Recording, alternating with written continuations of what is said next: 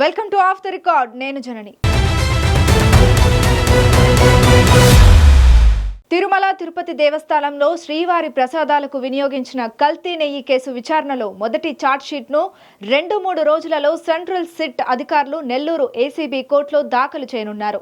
ఆ ఛార్జ్షీట్లో బుక్ అయ్యే నిందితులు ఎవరు, తర్వాత దశ విచారణలో ఎవరి మీద కత్తి వేలాడుతోంది, 10 మంది టీడీపీ ఉద్యోగులు, గత పాలక వర్గంతో పాటు గతంలో పనిచేసిన టీటీడీ ఉన్నతాధికారులు కూడా ఆ అపచారంలో కీలక పాత్ర పోషించారని జరుగుతున్న ప్రచారంలో నిజమెంత, అసలు సిట్ ఎవరిపై దృష్టి సారించింది? Let's watch this of the record.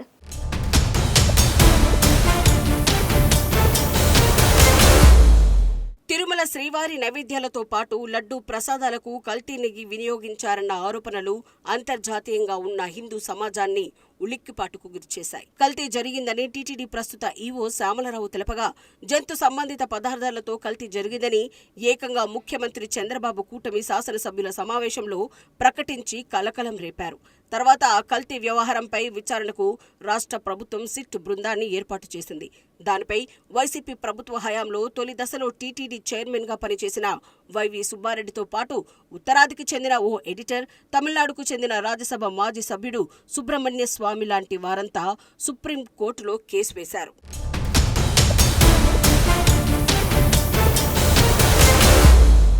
హిందువుల మనోభావాలకు సంబంధించిన సున్నితమైన అంశం కావడంతో సుప్రీంకోర్టు తక్షణం స్పందించి వారి పిటిషన్లపై విచారణ జరిపింది. సీబీఐతో పాటు ఏపీ ప్రభుత్వానికి చెందిన పోలీస్ అధికారులు, అదేవిధంగా మైసూరుకు చెందిన ఫుడ్ సేఫ్టీ అండ్ సెక్యూరిటీకి సంబంధించిన ల్యాబ్ నుంచి ఒకరితో సెంట్రల్ సిట్ను ఏర్పాటు చేసి కల్తీ వ్యవహారంపై విచారణకు ఆదేశించింది.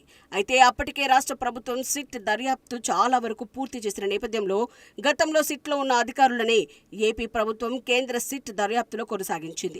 ఆ సిట్ బృందం తిరుపతిలో కార్యాలయం ఏర్పాటు చేసుకుని విచారణ ముమ్మరం చేసింది.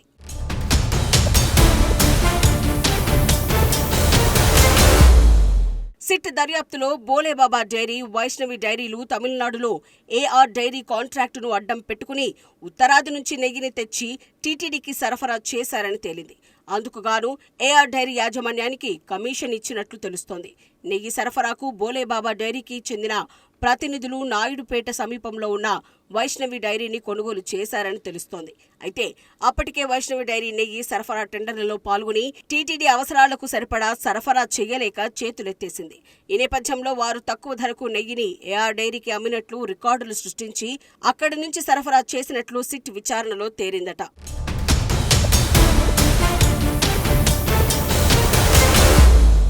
దానికి సంబంధించి సిట్ అధికారులు ఇప్పటి వరకు 6గురిని అరెస్ట్ చేశారు. ఏఆర్ డైరీ నుంచి రాజశేఖరంతో పాటు బోలేబాబా డైరీ డైరెక్టర్లు విపిల్ జైన్, పోమిల్ జైన్, వైష్ణవి డైరీ సీఈఓ అపూర్వ చావడాలను అదుపులోకి తీసుకున్నారు. తర్వాత టీటీడీ ప్రొక్యూర్మెంట్ ఉద్యోగులు శేఖర్, నాగేంద్రల విచారణ తర్వాత మరో 2ని అరెస్ట్ చేశారు. బోలేబాబా డైరీ సీజీఎం హరిమోహన్, బోలేబాబా డైరీకి సరుకులు సరఫరా చేసే వ్యాపారి ఆశిష్ అగర్వాల్ను అరెస్టు చేసి 5 రోజుల పాటు సిట్ కస్టడీకి తీసుకుని విచారించారు.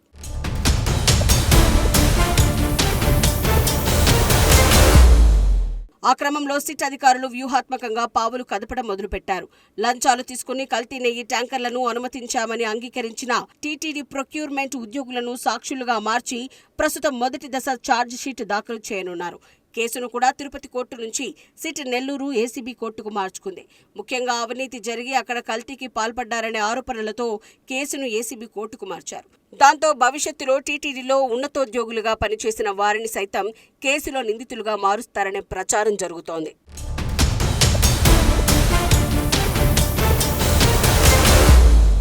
ముఖ్యంగా డైరీల సామర్థ్యంతో పాటు మార్కెట్ ధర కంటే తక్కువ ధరకు ఏ విధంగా నాణ్యమైన సరుకులు సప్లై చేస్తారనే విషయం గురించి ఆలోచించకుండా నెయ్యి సరఫరాలకు అనుమతిచ్చిన కీలక వ్యక్తుల మెడకు ఉచ్చు బిగుసుకోవడం ఖాయంగా కనిపిస్తోంది.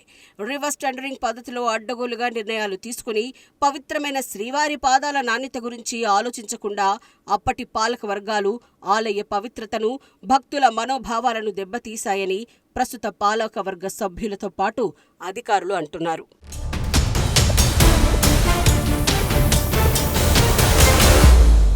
ప్రస్తుతం 2024 జూన్ నెలలో కల్తీ చేసిన నెయ్యి ట్యాంకర్ల బాగోతం బయటపడింది.